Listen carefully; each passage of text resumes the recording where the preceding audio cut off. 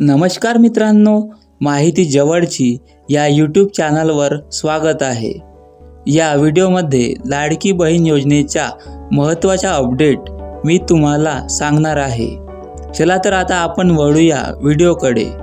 लाडकी बहीण योजनेला 1 वर्ष पूर्ण झाला आहे आणि सोशल मीडियावर आपल्याला अनेक अपडेट दिसत आहेत। लोकांच्या मनात काही प्रश्न पडले आहेत, जसे की 1 वर्ष पूर्ण झाले, लाडकी बहीण बंद होणार का?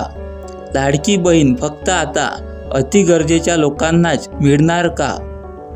तर महाराष्ट्र सरकारने लाडकी बहीण योजना जुलै 2024 पासून सुरू केली आणि आता या योजनेला 1 वर्ष पूर्ण झालेला आहे व सोशल मीडियावर या योजनेबद्दल बराच काही सांगण्यात येत आहे।